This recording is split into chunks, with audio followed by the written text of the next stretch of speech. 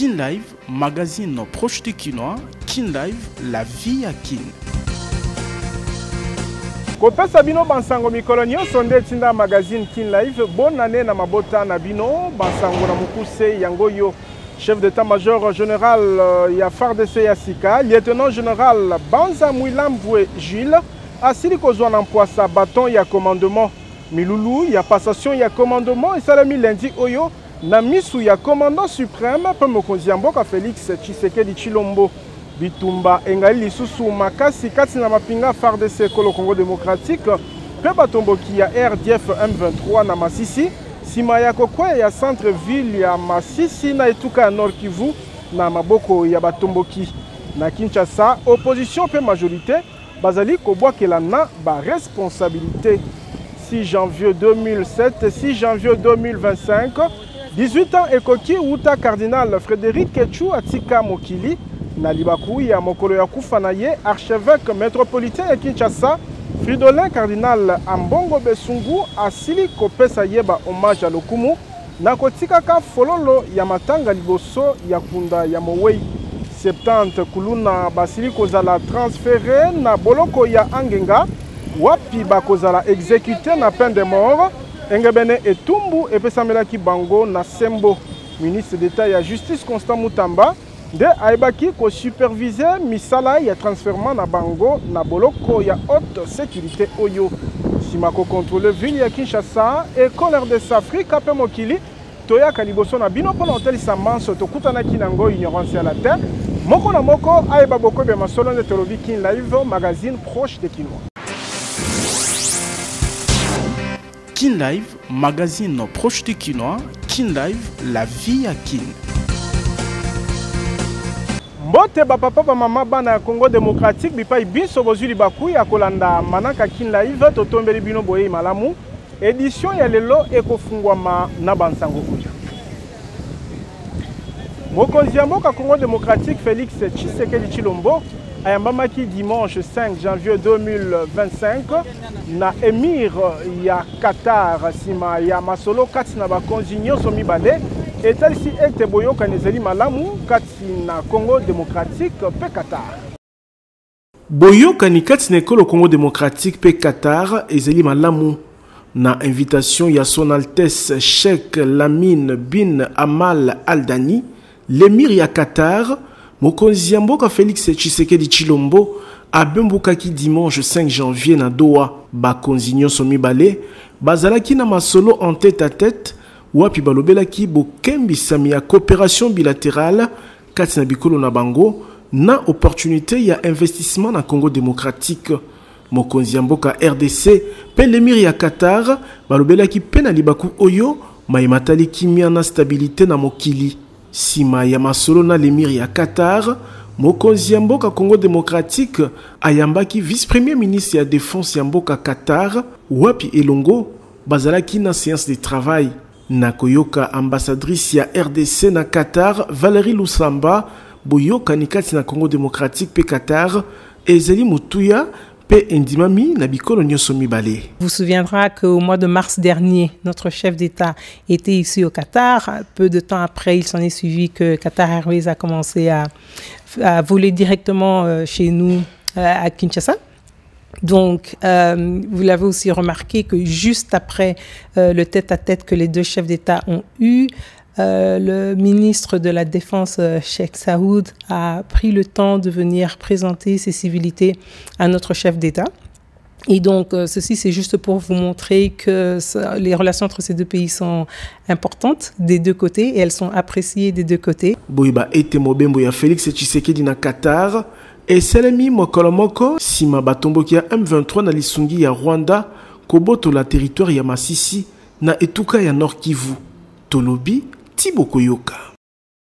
Na lobaki yango na ebandeli chef d'état-major général ya Sika Gilles Banza Milambwe asili kozwa na mpwasa baton ya commandement milulu ya remise et reprise et salami lundi oyo na mission mokonzi ya mboka Félix Tshisekedi pe commandant suprême wapi chef d'état-major général ya Sika alapindai ya kotosa mibeko ya mboka pe kobundela intégrité ya mabele kolo Congo démocratique.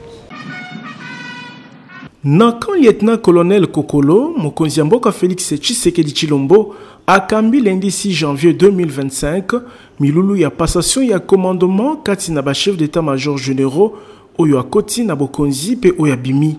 Ezali général d'armée Christian Chiwewe Songesa, chef d'état-major général oyo atiki ebonga nde azwaki maloba moto ya yambo wapi atondaki mokonzi ya mboka lolenge apesaki ye confiance ya kokamba mapinga FARDC pe lolenge aponi ye conseiller na ye na mambi matali mapinga.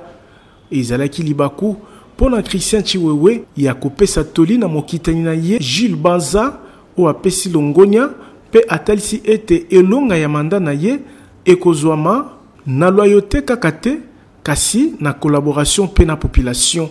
Sima vice-premier ministre de la Défense nationale pe ancien combattant Guy Kabombo Mwadiamvita asalaki litangi ya ordonnance présidentielle ou eponaki lieutenant général Gilles Banza Milambwe, chef d'état-major général pe général d'armée Christian Chiwewe azongisaki étendard ya commandement na commandant suprême ya FARDC pe ya police mokonzi ya mboka Félix Tshisekedi Tshilombo oyo asilaki kopesa na mpoasa na chef d'état-major général ya sika Gilles Banza Milambwe. Lieutenant général Banza Milambwe Jules, je vous remets cet étendard, symbole de votre commandement. Vous le garderez et le défendrez jusqu'au sacrifice suprême. Pesima ya kozwa étendard ya commandement alapaki ndaye liboso ya mokonzi ya mboka pe ya ekolo Congo démocratique mobimba ya kotosa mibeko ekolo pe kokokisa etinda epesameli ye na esengo pe lokumu. Lieutenant général Banza Milambwe Jules, chef d'état-major général des forces armées de la République démocratique du Congo.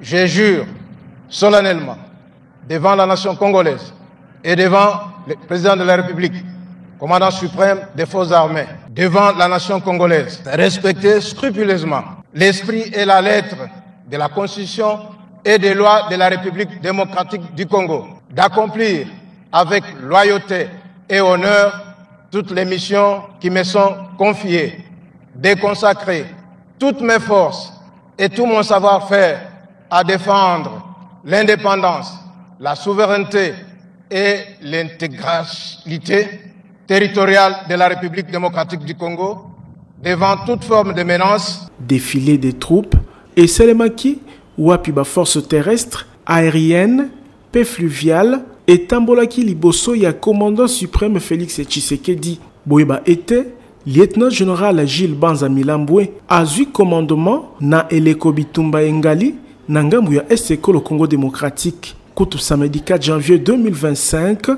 territoire ya Masisi ekwaki na maboko ya batomboki. O etalsi était lieutenant général Jules Banza azali na ngonga ya kopema te pour peuple congolais azali kozela se bozongi ya kimia tolobi Tiboko Yoka. Bitumba engali lisusu makasi na territoire ya Masisi kati na mapinga FARDC pe batomboki ya IRDF M23 sima ya kokweya ya centre-ville ya Masisi na ituka ya Nord Kivu na maboko ya batomboki pambate ba FARDC bazali kobunda pona kozongela eteni wana ya mabele ekolo Congo démocratique na Kinshasa. Opposition na majorité bazali kobwakela na ba responsabilité. Li etuluku ya ba civil bazali ko kima centre-ville ya Masisi kolandisama na lokiteur Masasi zali ko beta. Samedi 4 janvier 2025, batomoki ya M23 na lisungi ya mapinga ya Rwanda baibaki kozwa contrôle ya Masisi centre ezomi na 80 km ya ville ya Goma, chef-lieu ya ituka ya Nord Kivu. Information o ezalaki confirmé na Alexis Bahunga, député provincial ya Nord Kivu o atelemeli crise humanitaire ya makasi. Na Kinshasa, réaction ya Union Sacrée ezalise moko l'isolo na ba M23 et kozalate. Vous ne parlez pas des localités qu'on récupère, vous vous limitez à parler de ce que les autres sont en train d'entrer, ce qui est normal dans une guerre, parce qu'il y a les moments toujours de monter, les moments de descendre. Dans quel pays avez-vous déjà vu un ancien président d'une institution d'appui à la démocratie devenir rebelle? Pour revendiquer quoi? Quelles sont les revendications? Il n'était pas dans une compétition électorale, il n'était pas perdant dans une quelconque compétition politique, mais du coup, il est là. On va dialoguer sur base de... Nangambu ya opposition, bazali kofunda mbula matadi ya kozanga makoki ya kobatela mboka pona Alexis Légal, membre ya Lamuka, dialogue politique, ndenzela ya koluka bozongi ya kimia. Aujourd'hui, nous constatons que nous avons perdu énormément de territoires. Et peu importe ce qu'on est en train de faire, nous sommes en train de perdre ces territoires. Donc le régime ne peut pas faire comme s'il en avait... Il peut continuer à porter cette responsabilité tout seul, tout simplement parce qu'il a aussi montré ses limites. Nous sommes solidaires avec nos FARDC, mais il faut qu'au niveau politique, nous arrivions à trouver un compromis au niveau interne. Wuta samedi kino lundi 6 janvier 2025, mapinga FARDC elongo na ba patriote wazalendo ba matisi lokito masasi contre ba M23 na basungi na bango mapinga ya Rwanda pe ba localité lokola Kaseke, Kamatale, Kabingu, Louizi, Luangela pe misusu ezongi na contrôle ya mapinga ekolo o etelemi pona kozongela centre-ville ya Masisi malgré renfort ya mapinga ya mboka Rwanda. Tolobi Tiboko Yoka. 70 kulu na basili kozala transféré na boloko ya Angenga na Équateur wapi bakozala exécuté na peine de mort engebene mokano epesamaki na Zuzi. Ministre d'État ya Justice Constant Mutamba nde aibaki na ko superviser transfèrement na bango na boloko ya haute sécurité ya Angenga. Soki lobi bazalaki bilombe kobotola bato biloko kokata ba machette pe koboma bakuluna oyo bakomi komona semolili liboso na bango. Dimanche 5 janvier 2025, troisième vague ya 70 kuluna bachamaki maboko na police pe condamné na justice na cadre ya opération Ndobo Zero kuluna balongwaki boloko ya ndolo pona kokende boloko ya Angenga.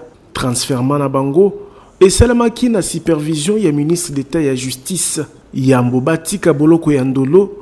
Maître Constant Mutamba atalisaki détermination ya gouvernement ya kosilisa kuluna na Kinshasa.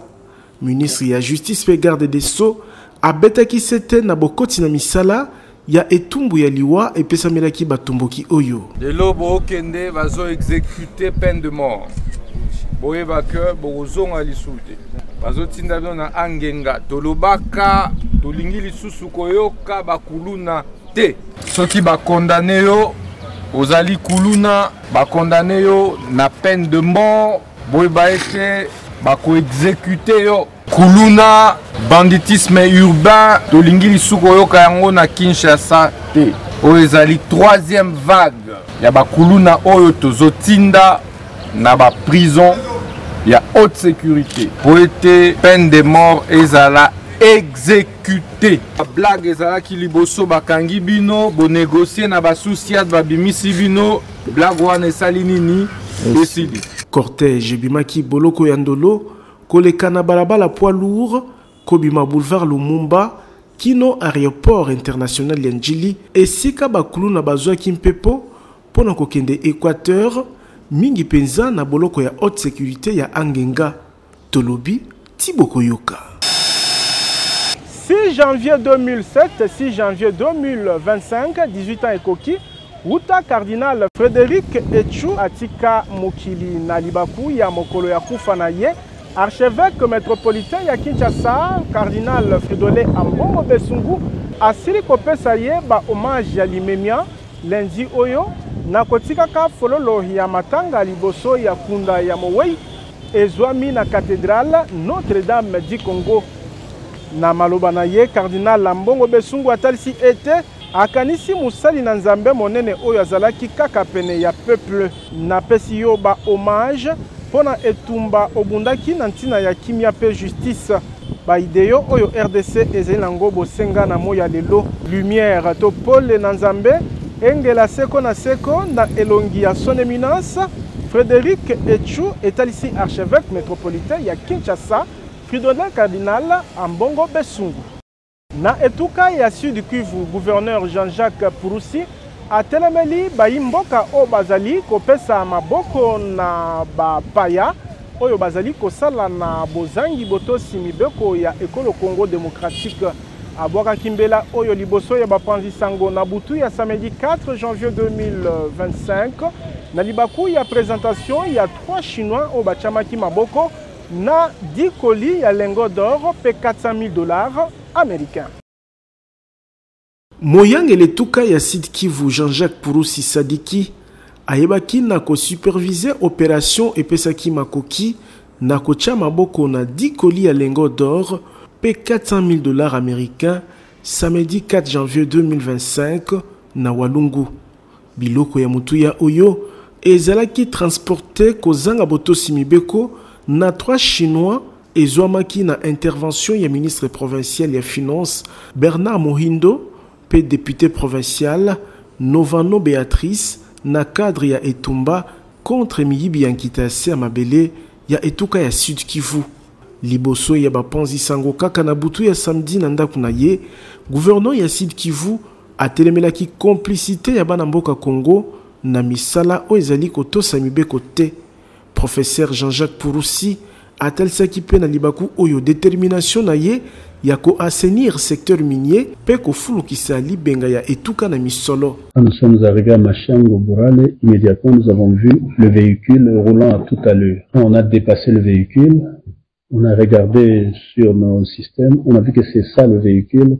On a instruit nos véhicules à tourner, à faire demi-tour rapidement. Alors on a vu que le véhicule a vraiment essayé de fuir. On a quand même réussi à mettre la main sur le véhicule.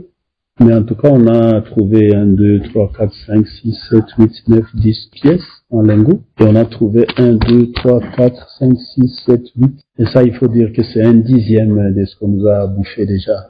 Tant qu'on sera là-bas, à la tête de cette province, croyez-nous, on va pas laisser faire.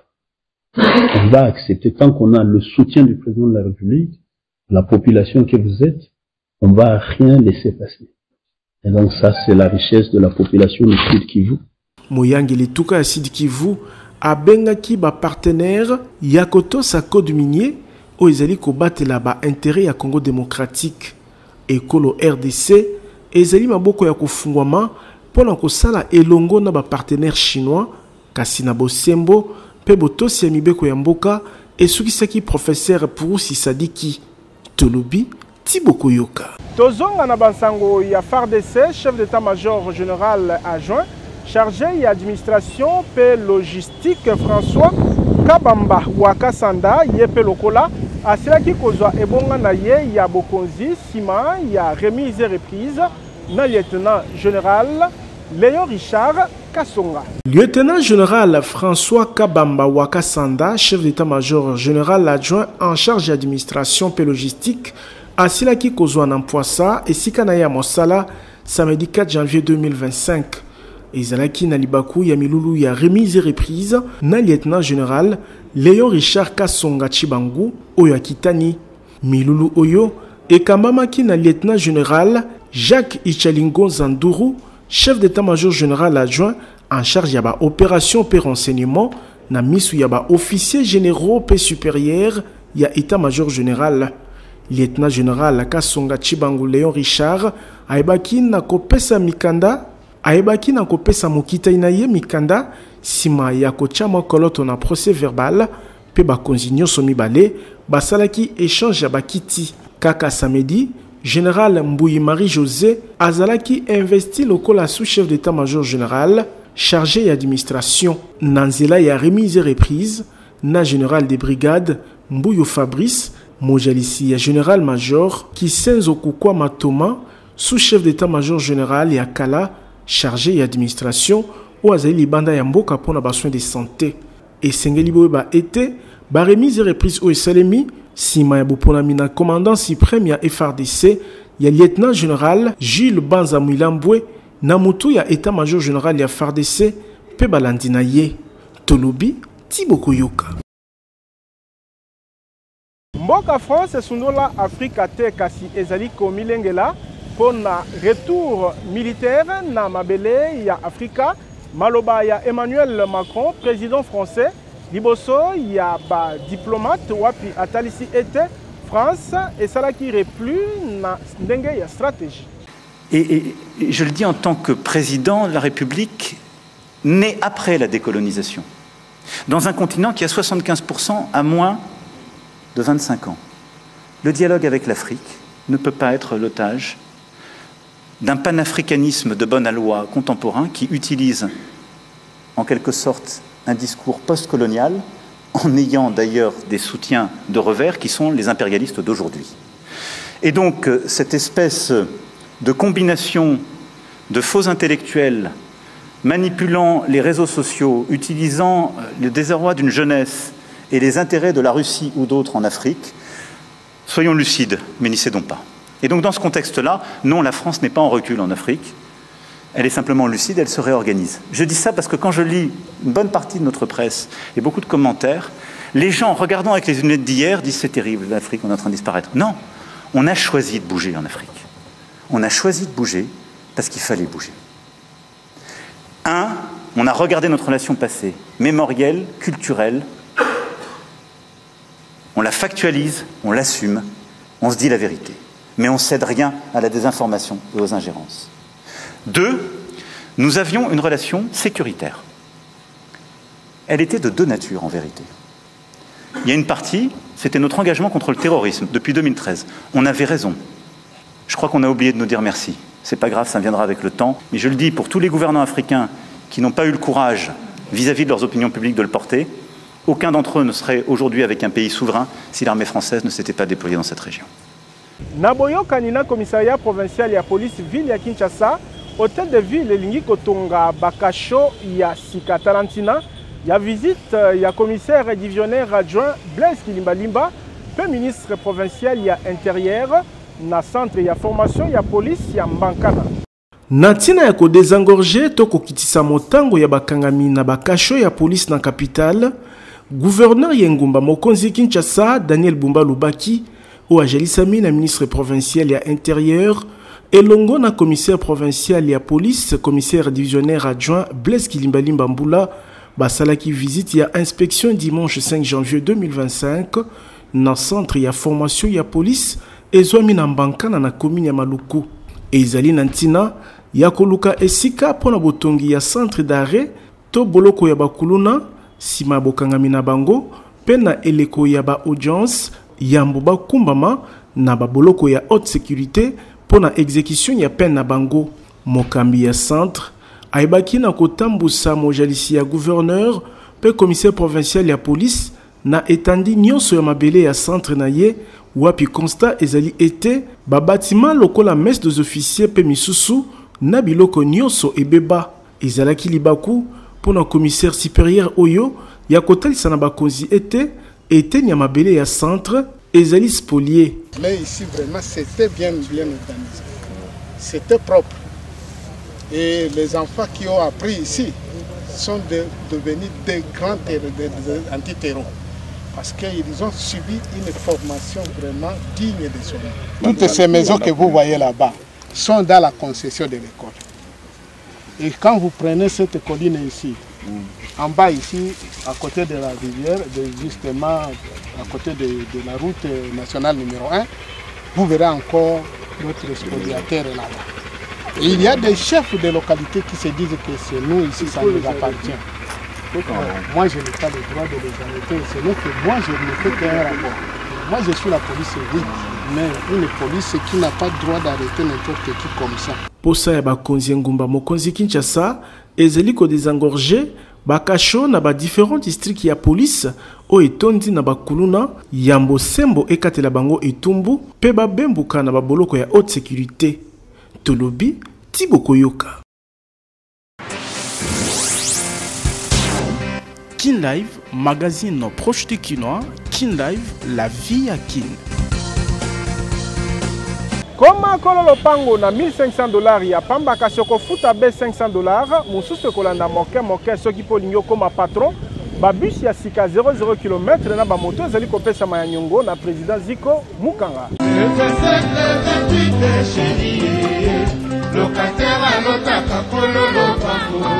Soki olingi otika kolotaka kololo pango na suka ya sanza pe kolongwa na vie ya kilocataire na Kinshasa, président Ziko Mukanga Makila Lumumba acheli bisomi bange na ba concession Mukanga 1 na commune ya Ntele pe Mukanga 2 na commune ya Maluku po okoma kololo pango na ba concession na ye lopango ya 20/20 ezali na $1,500 ya pamba kasi okofuta avance ya $500 ya pamba o etikali okofuta moke pendant 12 mois. Avantage okozwa nulle part ailleurs na ba concession mukanga MPD, ba dépôt ya mabaya, ba dépôt ya ciment, ya batol, pe ya ba barre de fer nyonso ezali sur place pour faciliter construction na yo. Ba forage ya mai pe mibange na ba groupe électrogène ezali pona ko alimenter ba quartier mukanga. Avantage mususu ezali paysage ozali komona lokola kaka na Ottawa mopepe kitoko na yango. Ba visite ezali organisée jeudi nyonso na quartier Mukanga de na commune ya Maluku pe chaque samedi na quartier Mukanga 1 na commune ya Ntele. Kasi pona kosilisa chômage na RDC, président Ziko Mukanga aye na opération comme patron. Azali kopesa moto ya 2 pneus na $1,300 ya pamba, avance $400 ya 3 pneus na $4,500 ya pamba, avance ya $2,000 ya pamba. Pe ba bis ya VIP ya transport na $30,000 ya pamba, avance $10,000. Ozui bis ya sika 00 km o etikali okofuta malebe kino na suka. Adresse tozali na deuxième niveau ya galerie Efra na numéro 42 ya avenue Victoire, quartier Kauka na commune ya Kalamu. Kobuka na tendeko, opportunité epesa melio na président Ziko Mukanga Makila Lumumba o azali kokokisa vision ya chef de l'État Félix Tshisekedi na président Ziko ki locataire pe chômage et sili na RDC. Tolobi Tiboko Yoka. Ba combattant ya UDPS na ville ya Kikwit batomboki kolandisama ya kufa ya moko kati na bango. Bourgmestre ya commune ya Lukolela Prosper Mabila na déclaration na bango bazali kofunda bato ya PPRD ya kosala likama wana. UDPS viva! Viva! Fachibe! Beton! Fachibe! Beton! Biso toye sikoyo toza na kanda. Bomoni awa toza na commune ya Lukolela. Tozwi information o eza sur tochu repère de combattant na biso Prosper Mabila o azali moko bourgmestre ya commune ya Lukolela. Tozo informé chef de l'État. Tozo informé Jacquemain Chabani. Bato a PPRD oyo tchelaki biso na ville ya Kikwit. Babomi biso combattant na biso bourgmestre Serge Prosper Mabila. Mabila Njoko. Na complicité na batu na ye. Tozo informé yo Jacquemain Chabani. Ozali moko ya combattant, ozali moko VP mi intérieur. Babomi bourgmestre na biso ya IDPS. Ya IDPS sur le mien ya IDPS. Babomi ye. Tozo informé yo Jacquemain Chabani. Soki otindeli biso mutu a PPRD awe. Toko bete mabanga na kati ya ville ya Kikwit. Na seki na VP Jacquemain Chabani. Tala clôture ngo wana. Bourgmestre oya uto tika biso. Prosper Mabila Njoko ya commune ya Lukolela. Auti okufa pozo tia clôture na commune ya Lukolela. Bato ya PPRD ba yokele mutu Mikema mabe. Jacquemain Chabani. Toyebi sioke. Tozo tia fongola place oyo. Mutu moko ofongola biro te. Biro mutu moko ofongola ngote. Ti yo botindela biso combattant ya IDPS awa na kati ya ville Kikwit. Biso ba communicateur privé chef de l'État tokangi biro yo. Mutu moko ochapata wate. Tokoyala ba macheta mutu moko ochapata wate. Kobembuka na mikili ya poto ezali soldé na agence de voyage Tour du Monde service na promo fin d'année o ezali kokoba na ebandeli ya mubu 2025 na $800 ya pamba ozu visa aux États-Unis, Canada pe Europe. Kaka ndenge bayibatalelaka Nzambe bayokisamaka soni te, ba congolaise na ba congolais oyo balukaka visa na nzela ya agence de voyage Tour du Monde service bamonaka mikili ya poto na facilité. Lokola ba expert na mambi matali ba démarche ya kozwa visa, mayele na expertise ya TMS et pesi ba kinoise na ba kinois en particulier, pe ba congolais en général et belé ba visa ya kokende na Canada, États-Unis, Europe n'espace Schengen, pe bipai na bipai. Lokola na Tour du Monde service ezalaka un coup une flamme. Charlène Banza o asalaki confiance na TMS azui visa na ye à Canada ndenge bozali komona na bilili bomo meseno ngulu ya kapela pentaba eliamaki sans plaignant lolenge ya kopesa Kinshasa au revoir. Ngapi na salaki confiance ya moto pomia. Donc c'est sûr, c'est vrai. Lokola TMS asukisaka ba démarche na nzela te, Charlène Banza azalaki accompagné na ba équipe ya TMS na aéroport ya Njili. Wapi azoki mpepo pona kokende Canada. Tala ye na Montréal, bisengo na bisengo.